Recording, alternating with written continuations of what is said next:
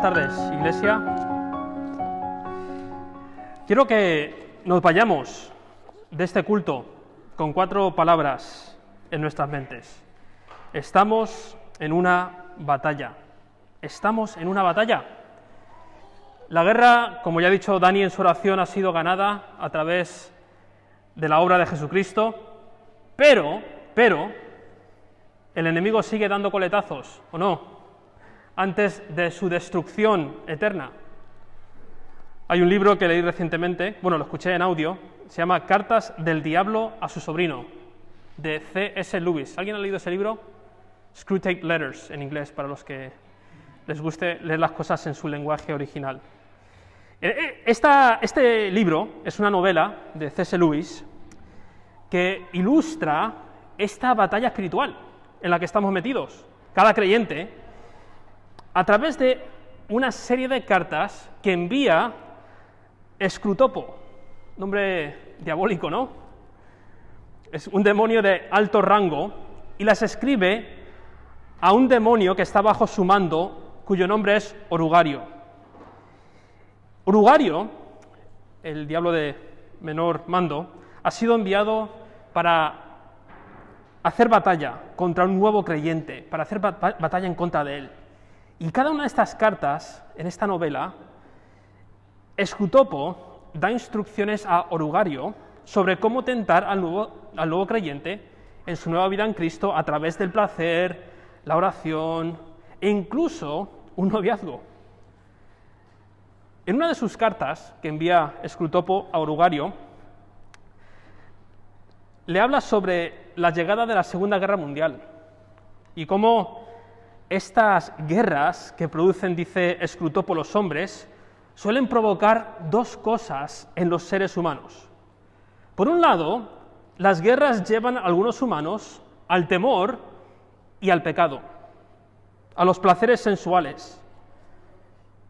Pero para otros, la guerra les lleva al pensamiento de la brevedad de la vida y a la confianza en el enemigo, que para Screwtopo era Dios. Algo parecido hemos visto, mejor dicho, en los capítulos 15 al 17 de Éxodo. Porque inmediatamente después de que el pueblo de Israel es liberado de la tierra de Egipto, el gran enemigo de Israel, Israel comienza a experimentar una serie de batallas internas, las que vimos la semana pasada, las aguas amargas que traían enfermedad, la falta de pan, la falta del agua, y llevaron al pueblo de Dios, ¿a qué? A la murmuración, al pecado. Eran batallas internas que estaba experimentando el pueblo de Dios una vez habían sido liberados de la nación de Egipto. Pero hoy veremos otro tipo de batalla. No será una batalla interna, sino una batalla externa. Será la primerísima batalla externa que experimentará el pueblo de Dios. Y ante este mar de batallas, batalla interna, batalla externa, el pueblo de Dios tenía 2 alternativas. La primera alternativa era lo que vimos la semana pasada, que era ¿qué? Pecado, murmuración, ante las batallas internas. La alternativa es confiar en que Dios estaba con ellos y que Dios era poderoso para salvar y ganar la batalla. Y quiero que veamos cómo hoy, en esta batalla diferente, porque es externa, cómo el pueblo de Dios se enfrenta a este enemigo externo y cómo Dios vuelve a demostrar su poder a través de esta batalla. Así que leamos Éxodo 17, del 8 al 17. Mirad cómo sucede esta batalla tan peculiar. Dice la Escritura: entonces vino Amalec, el nombre del pueblo, y peleó contra Israel en Refidim. Y dijo Moisés a Josué: escógenos varones y sal a pelear contra Amalec.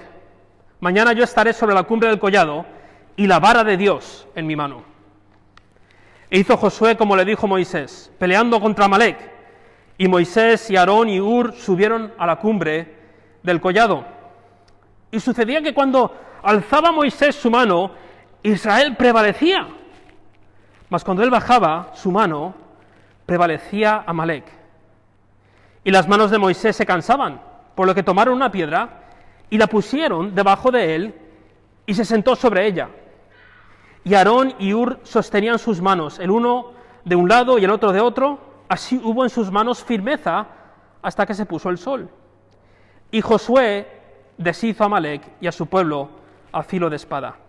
Y Jehová dijo a Moisés: escribe esto para memoria en un libro, y di a Josué que raeré del todo la memoria de Amalec de debajo del cielo. Y Moisés edificó un altar, y llamó su nombre Jehová Nisí, y dijo: por cuanto la mano de Amalec se levantó contra el trono de Jehová, Jehová tendrá guerra con Amalec de generación en generación. Esa es la palabra del Señor, y vemos este curioso plan de batalla, ¿no? Tan peculiar. Se enfrentan contra un pueblo que eran beduinos, no tenían un asentamiento fijo, sino que ambulaban por el desierto buscando lugares donde reposar.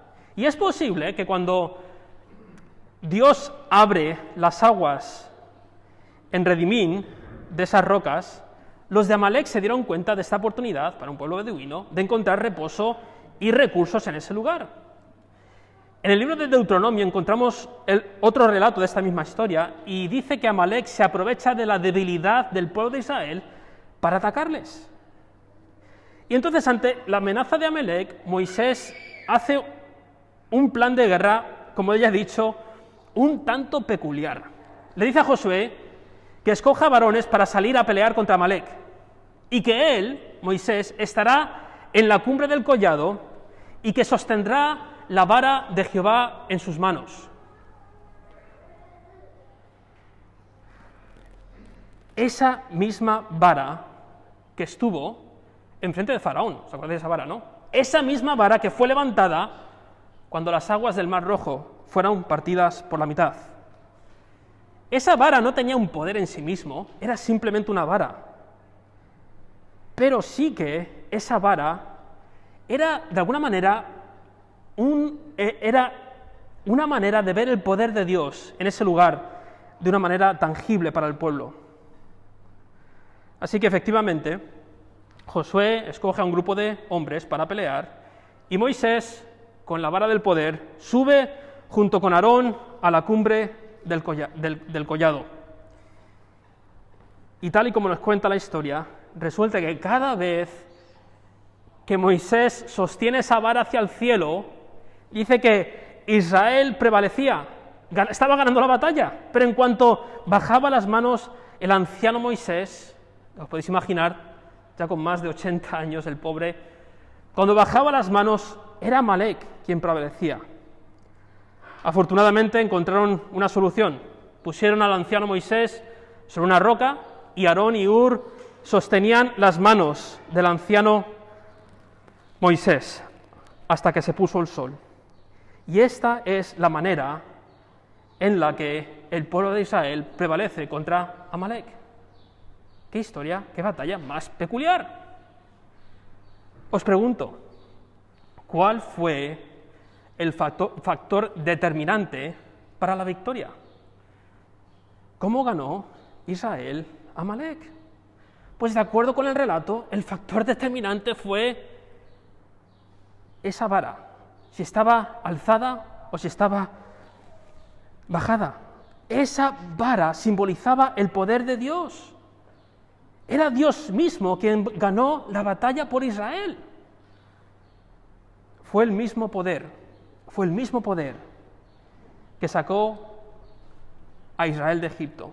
El mismo poder que partió el Mar Rojo por la mitad, para que el pueblo cruzase por las aguas. El mismo poder que causó que las aguas del Mar Rojo descendiesen sobre los enemigos de Dios y fuesen destruidos. El mismo poder que vimos que la semana pasada hizo descender el maná del cielo para sostener a su pueblo. El mismo poder que sacó aguas de las rocas al ser golpeada por esta misma vara. Era el poder de Dios, de Jehová Dios. A través de esta victoria, Dios demuestra a su pueblo que mientras que ellos estaban en batalla, porque el pueblo mandaron a un grupo de hombres a batallar, no estaban simplemente pasivamente observando la batalla, no, mientras que peleaban, La vara simbolizaba el poder de Dios que estaba ganando la batalla.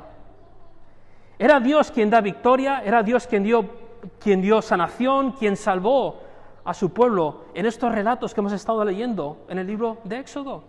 Ningún esfuerzo de Israel podía proveer o proteger o salvar al pueblo.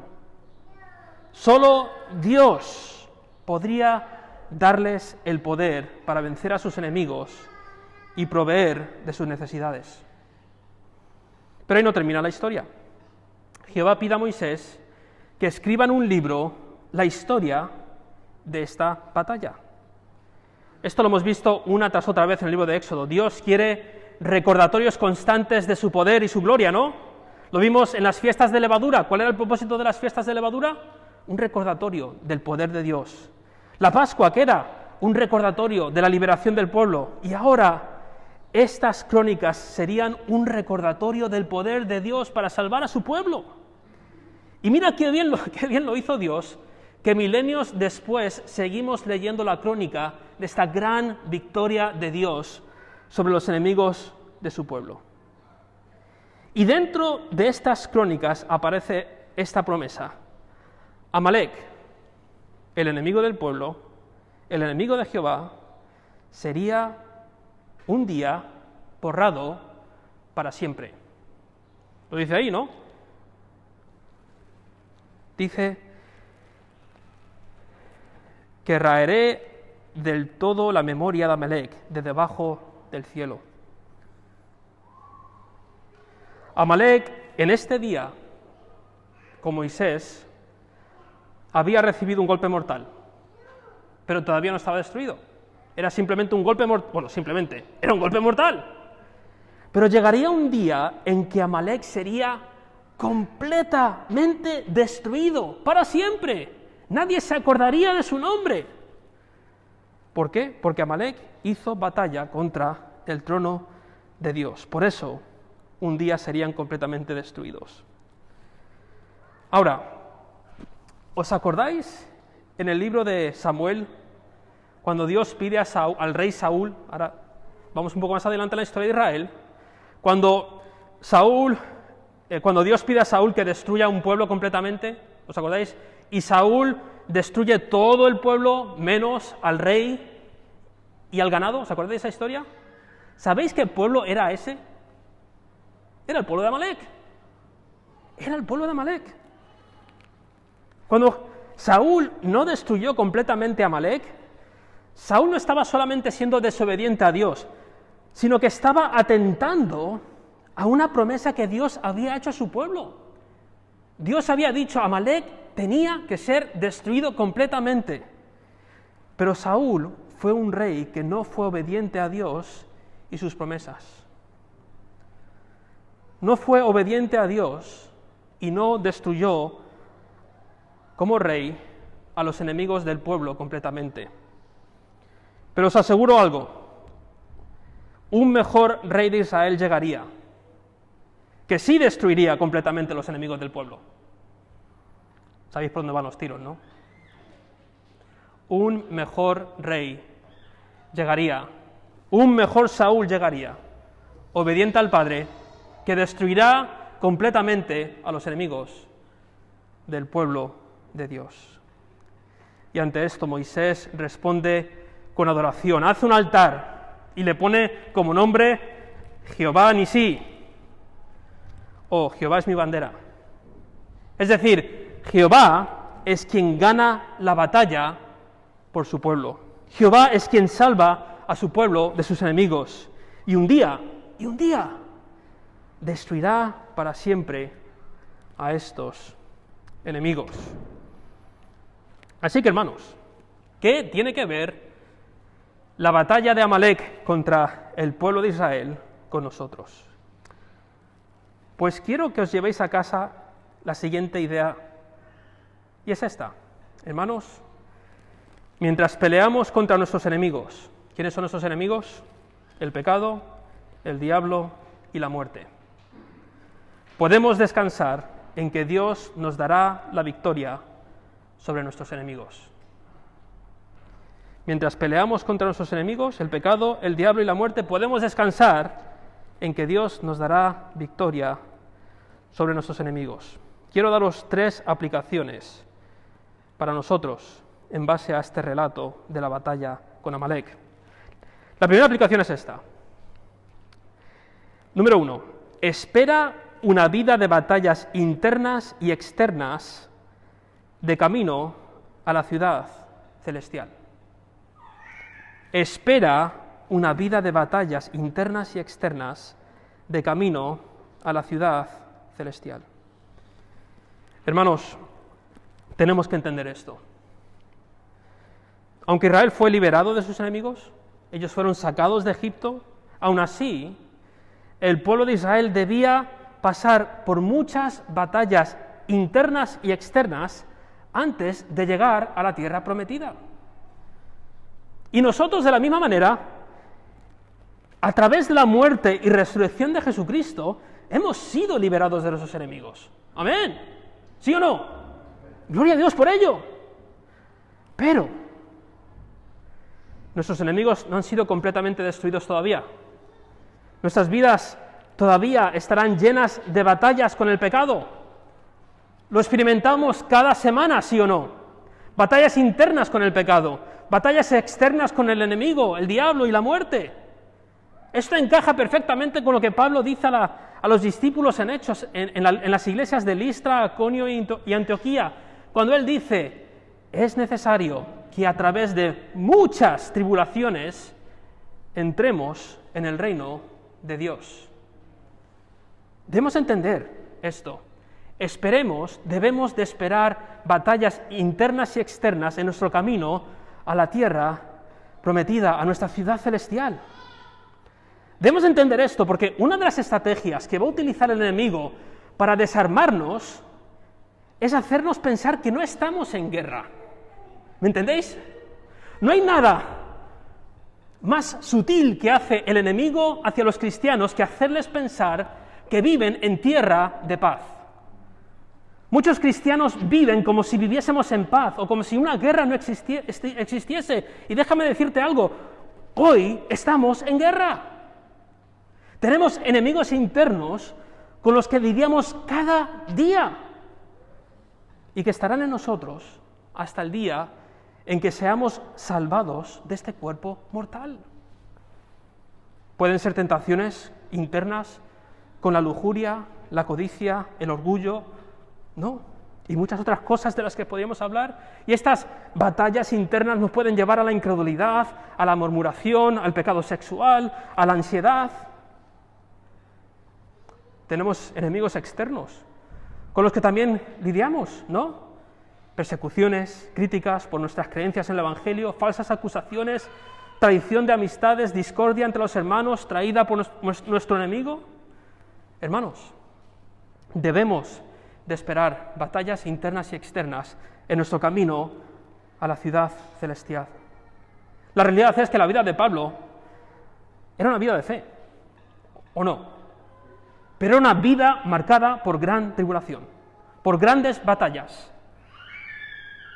La vida del rey David era una vida de fe en Dios, pero era una vida llena de batallas y de caída tras caída en el pecado. Incluso la vida del obediente Jesús era una vida de completa obediencia al Padre, pero una vida marcada con el sufrimiento. Así que, hermanos, la Biblia es clara. A pesar de que tenemos la garantía, esto es una garantía, de haber sido salvados de nuestros enemigos a través de la gran obra de salvación obrada por nuestro trino Dios, nuestros enemigos siguen coleteando y esperan crear caos antes de ser completamente destruidos. El otro día, en YouTube, me recomendaron ver un vídeo de una clase de historia sobre la Segunda Guerra Mundial. Y bueno, acepté la sugerencia, como cualquier usuario de YouTube, es que damos clic con tanta facilidad, pero bueno, en la clase era un profesor que hablaba sobre cómo, resumo, cómo que una vez que los nazis se dieron cuenta de que habían recibido un golpe mortal por parte de los aliados, Cuando los nazis se dieron cuenta que la guerra ya estaba perdida, decía el profesor que pasaron a una nueva estrategia. Pasaron de intentar ganar la guerra a crear el máximo caos posible antes de su destrucción total. Esa fue la estrategia de los nazis al final de la Segunda Guerra Mundial. No vamos a ganar, pero vamos a intentar causar el máximo caos posible antes de nuestra destrucción. Hermanos, nosotros nos enfrentamos hoy con enemigos muy parecidos. Su destrucción es segura, muy segura, pero van a intentar causar el máximo caos posible antes de su destrucción. He hablado con muchos de vosotros sobre estos enemigos, y muchos me habéis dicho que vuestra esperanza es que estas batallas desaparezcan. Y hermanos, en esta vida no lo harán, hasta el día que Jesucristo vuelva y destruya completamente a sus enemigos. Siempre habrá batalla. No esperemos menos que eso, una vida de batallas internas y externas. Así que número 1, espera una vida de batalla interna y externa, de camino a la ciudad celestial. Número 2, pelea en la batalla con las armas y el poder del Señor, de camino a la ciudad celestial. Pelea en la batalla con las armas y el poder del Señor, de camino a la ciudad celestial. Es interesante de que a pesar de que Dios iba a ganar esta batalla, Josué escoge a hombres que fuesen al campo de batalla a pelear. No dijo, mira, voy a soltar la varita al aire y ya veréis cómo esto se soluciona en un momento. ¿Qué va? Dice, escoge a hombres, mándalos y yo subiré al collado y Dios traerá la victoria. Y nosotros, de la misma manera, debemos de confiar en el Dios que dará la victoria y al mismo tiempo debemos de hacer lo que Pablo encomendaba a sus discípulos, como Timoteo. Pelea como buen soldado de Jesucristo. Una cosa no quita de otra. Dios nos da la batalla y nosotros, en base al poder que tenemos de Dios, peleamos como buenos soldados de Jesucristo, corremos como buenos atletas, golpeamos como buenos boxeadores, dice Pablo a Timoteo. Y no olvidemos, el poder viene de Dios y nos impulsa a descender al campo de batalla y pelear la buena batalla de la fe. Dani nos ha leído Efesios 6, donde Pablo da a la iglesia en Éfeso la armadura de Dios, ¿no? ¿Y cuál es el propósito de la armadura de Dios? Dice, porque no tenemos lucha contra sangre y carne, sino contra principados, contra potestades, contra los gobernadores de las tinieblas de este siglo, contra las huestes espirituales de maldad en las regiones celestes. Por tanto, tomad la armadura de Dios, para que podáis resistir en el día malo, y habiendo acabado todo, estad firmes. Hay una batalla y debemos de pelear, utilizando las armas que el Señor nos ha dado. ¿Cuáles son estas armas? Son muy diferentes a las armas terrenales, ¿no? Nuestra armadura es la verdad del Evangelio, el Evangelio de la paz. Es interesante, ¿no? Vete a la batalla con el Evangelio de la paz, la palabra de Dios, la oración y súplica por todos los santos. Esta mañana en nuestro devocional familiar leímos Juan 14:15, donde es el sermón del aposento alto, el discurso del aposento alto. ¿Y cuál es el gran tema de la primera parte del aposento alto, antes de hablar de cómo el mundo iba a atacarles? Es que amaos unos a otros. Esa es una de nuestras mayores armas para estar en esta pelea. Amaos unos a otros. En el libro de Efesios habla de la iglesia como un hombre maduro que se une para crecer bajo la enseñanza de la palabra de Dios, el compañerismo, los cánticos que nos recuerdan las verdades de Dios. Lo que estamos haciendo ahora es prepararnos para la batalla. En este mismo momento, mientras que cantamos la palabra de Dios, oramos al Señor nuestro, predicamos la palabra de Dios, nos estamos preparando para esta gran batalla contra el pecado, el enemigo y la muerte. ¿Crees que estamos en batalla? ¿Cree que estamos en una guerra? ¿Crees que Dios te ha dado armas para pelear? Pues si esto es verdad, nuestra vida tendrá una serie de prioridades de guerra, ¿sí o no? Cuando gobiernos declaran guerras, repentinamente todos los recursos de la nación van destinados ¿a qué? A guerra. La economía pasa a una economía de guerra, donde cada euro, cada materia prima se convierte en una arma contra el enemigo. Lo estamos viendo ahora mismo en esta guerra que estamos lidiando contra el coronavirus. De repente hemos pasado de una economía de guerra, donde cada recurso de las naciones se están convirtiendo en armas contra el coronavirus. Y lo mismo sucede con creyentes que viven de acuerdo a las Escrituras y viven en modo de guerra. Si realmente crees que estamos en guerra, tu vida de oración y lectura de la palabra va a cambiar. Me gusta lo que dice John Piper en su libro de Alégrense las naciones. Dice, no podemos saber para qué es la oración hasta que no sabemos que la vida es una guerra. La oración de repente ya no se convierte en una especie de lista de reyes donde pedimos, ¡ay, Dios, dame esto, un trabajito, no sé qué! No, se convierte en una línea de guerra para pedir recursos a nuestro general. El tiempo personal en la palabra cambiará radicalmente, ya que no es meramente un libro cualquiera, sino es el libro que nos recuerda del poder de Dios y cómo Dios ha obrado en otras batallas contra los enemigos del pueblo de Dios. Tendremos que estar metidos en la oración y en este libro para pelear bien en esta guerra. Si realmente crees que estamos en guerra, tu vida de discipulado va a cambiar.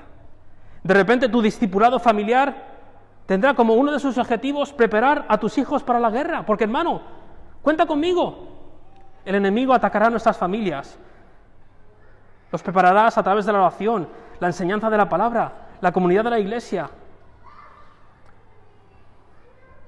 El discipulado con tu esposa, esposo, en tu matrimonio, tendrá como objetivo fortalecerse en el Señor, porque indudablemente el enemigo lanzará golpes hacia tu matrimonio. Hay tantas aplicaciones sobre esto. Estar en batalla significa que nuestros hogares se convierten en cuarteles donde los heridos son animados y sanados, donde refugiados son cuidados y evangelizados. ¿Veis cómo el vivir, tal y como la Biblia nos manda, en modo de guerra espiritual, cambia radicalmente la forma en la que vivimos? Si realmente crees que estás en guerra, tus prioridades cambiarán completamente. En guerra se trata de ¿qué? Sobrevivir, reponerse, estar firmes para la guerra. Esa será tu prioridad. El resto de cosas toman una segunda importancia. ¿Te puedes imaginar en plena guerra que un soldado se acerque a su capitán y le diga, capitán, lamentablemente me tengo que retirar. Volveré en un par de días, pero es que mi tía tiene un cumpleaños y tengo que ir al cumple. ¿Te puedes imaginar que un soldado haga eso en la guerra? Capitán, estoy un poco desanimado, hoy me quedo en el cuartel viendo vídeos de YouTube y mañana ya os acompaño cuando esté mejor. No, es absurdo. ¿Por qué? Porque estamos en guerra, en batalla. No es momento para poner las cosas del mundo por encima de la guerra. No es momento de poner prioridades de segundo nivel en primer nivel. Estar en batalla nos obliga a tener prioridades de guerra. Estar en batalla significa que cada recurso que disponemos, nuestro dinero, nuestro tiempo, nuestro esfuerzo, son utilizados para comprar más munición para pelear esta batalla. Estar en batalla significa que cada momento es invertido a preparar más soldados para la batalla a través de la enseñanza. Estar en batalla significa un cambio radical de nuestras prioridades. Hermanos, cada cosa, cada momento se convierte en un momento para reponer fuerzas, para estar firmes, porque estamos en batalla. Todo. Hermanos, si estamos en guerra, la oración es vida o muerte. Hermanos, si estamos en guerra, cada ejercicio espiritual que hacemos es vida o muerte. Desafortunadamente, si vivimos en un mundo de paz, la oración, la lectura, la comunidad, se convierten meramente en actividades que harás siempre y cuando encajen en tu horario. ¿Por qué? Porque no crees que estás en guerra. Vives en un mundo falso, porque no estamos en un mundo de paz. Y finalmente, número 3. Hemos hablado, número 1, de esperar batallas internas y externas en este caminar hacia la ciudad celestial.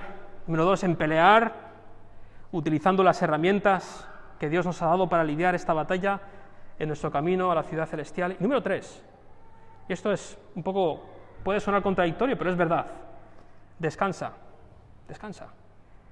en la promesa de una eventual destrucción completa de tus enemigos cuando lleguemos a la ciudad celestial. Descansa, reposa en esa verdad. Sé que os he dado dos aplicaciones un poco contradictorias, pelea y descansa. Parece que no encajan, pero encajan. Todavía recuerdo que en Estados Unidos, ahí viví 11 años, no podía ver muchos partidos de mi equipo, del Madrid, por el cambio de horario. Había cultos y evidentemente iba a los cultos y en muchas ocasiones grababa el partido, lo dejaban grabado, los antiguos VHS, ¿os acordáis? Los metía dentro, recordaba rebobinarlo, porque si no lo rebobinabas no grababa lo que habías puesto, entonces lo rebobinaba bien, grabamos el partido, así vimos la primera Eurocopa que ganó España en el 2008, grabada después del culto. Pero en muchas ocasiones, algún cotorro, por no llamarlo otra cosa, me decía el resultado del partido antes de irme de la iglesia al culto, y me enteraba del resultado del partido antes de llegar a casa para poder ver el partido. Y no te puedes imaginar la frustración cuando alguien me contaba, me decía: oye Alberto, enhorabuena por el partido, hermano, no me puedo creer que hayáis ganado 2-0, por ejemplo, ¿no? Pero al mismo tiempo, era un alivio el ver el partido en casa, ya grabado, ya me sabía el resultado, ¿no? Daba igual si algún jugador del Madrid se lesionaba, daba igual si le echaban roja a algún jugador del Madrid, daba igual si iban perdiendo 2-0, ya sabía el resultado, sabía que iban a ganar. Y nosotros, de la misma manera, sabemos el resultado final de nuestra guerra. Sabemos quién va a ganar, ¿o no? Apocalipsis 19 y 20 nos cuenta el final del partido. Nos dice: entonces vi el cielo abierto, y he aquí un caballo blanco, y el que lo montaba se llamaba Fiel y Verdadero, y con justicia juzga y pelea. Sus ojos eran como llama de fuego, y había en su cabeza muchas diademas, y tenía un nombre escrito que ninguno conocía sino él mismo. Estaba vestido de una ropa teñida en sangre, y su nombre es el Verbo de Dios. Y los ejércitos celestiales, vestidos de lino finísimo, blanco y limpio, le seguían en caballos blancos. De su boca sale una espada aguda para herir con ella a las naciones, y él las regirá con vara de hierro. Y él pisa el lagar del vino del furor y de la ira del Dios Todopoderoso. Y en su vestidura y en su muslo tiene escrito este nombre: Rey de Reyes y Señor de Señores. Y vi a un ángel que estaba en medio en el sol, y clamó a gran voz, diciendo a todas las aves que vuelan en medio del cielo: venid, congregaos a la gran cena de Dios, para que comáis carnes de reyes y de capitanes, y carnes de fuertes, carnes de caballos y de sus jinetes, y carnes de todos, libres y esclavos, pequeños y grandes. Y vi a la bestia, a los reyes de la tierra y sus ejércitos, reunidos para guerrear contra el que montaba el caballo y contra su ejército. Y la bestia fue apresada, y con ella el falso profeta, que había hecho delante de ellas las señales con las cuales había engañado a los que recibieron la marca de la bestia y habían adorado su imagen. Estos fueron lanzados vivos dentro de un lago de fuego que arde con azufre, y los demás fueron muertos con la espada que salía de la boca del que montaba el caballo, y todas las aves se saciaron de la carne de ellos. Esta es una imagen del fin del partido, donde nuestro Rey, Jesús, acaba para siempre de nuestros enemigos. Ese será el final total y final de nuestros enemigos. Jesucristo en la cruz, como ya he dicho, dio un golpe mortal a nuestros enemigos, para que ahora podamos ser liberados de nuestros enemigos. Pero los enemigos no han sido completamente destruidos, sino que ahora podemos ser liberados de los enemigos. Podemos pelear contra nuestros enemigos. ¿Por qué? Porque tenemos al Espíritu Santo de Dios que mora en nosotros y nos da guía y poder para vencer. Tenemos al Padre que nos ama eternamente y, como dice Romanos, no dejará que ninguna batalla nos separe de su amor. Y un día llegará el Hijo, un mejor rey que Saúl, y Él destruirá por completo a los enemigos sin dejar memoria de ellos. Y este es nuestro consuelo en medio de las batallas diarias, cuando batallamos. Cuando ese asqueroso pecado batalla dentro de ti, puedes confiar en que ese asqueroso pecado un día será destruido para siempre. Cuando esa vieja serpiente susurre en tu oído esas viejas dudas y discordias, puedes tomar consuelo en que Él será un día destruido para siempre. Cuando esa muerte aparece en nuestras vidas, podemos recordar que un día, de la misma manera que Cristo resucitó, nosotros resucitaremos, y como dijo Pablo, la muerte será destruida para siempre, no habrá más muerte. Esto es lo que nos hace pelear con menos carga. La victoria no depende de nosotros, depende del Señor. El poder de ganar las batallas no viene de nosotros, viene del Señor. Y Él lo hará, descansa en esa realidad. Así que, hermanos, espera batalla, pelea la batalla y encuentra descanso en la eventual destrucción de nuestros enemigos y en el reposo eterno, en la ciudad eterna, donde nuestros enemigos serán borrados para siempre. Vamos a orar.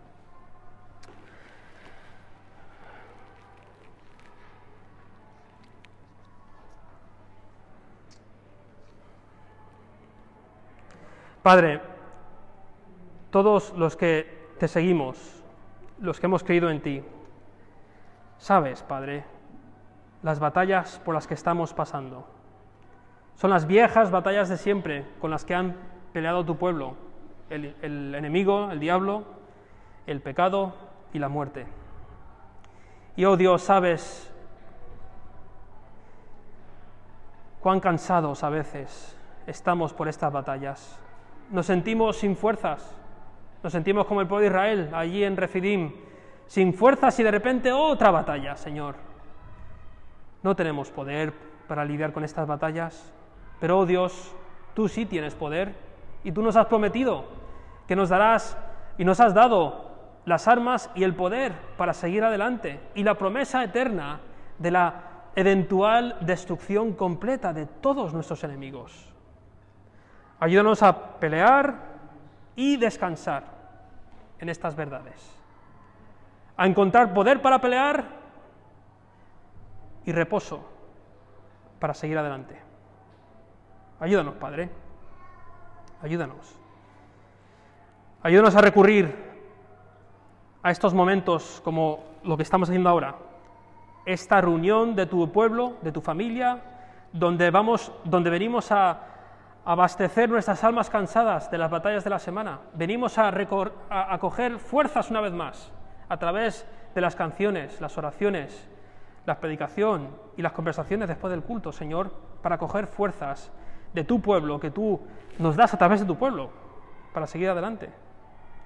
Ayúdanos a recurrir a estos momentos durante la semana donde quedamos como hermanos, hermanas en Cristo, para orar juntos, edificarnos y ayudarnos a lidiar con las batallas con las que lidiamos cada día.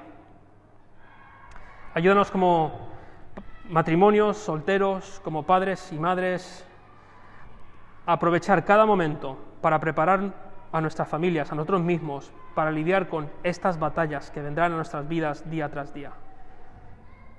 Nos hace falta, Señor. Ayúdanos, Padre, como iglesia, como congregación, a meditar y pensar cómo vamos a utilizar cada recurso que nos has dado para esta gran guerra en la que estamos. Que todo el recurso sea utilizado para esto. Ponemos este tiempo en tus manos, que tu Espíritu Santo obre como siempre, en tu poder. Lo pedimos todo en el precioso nombre de Jesús. Amén.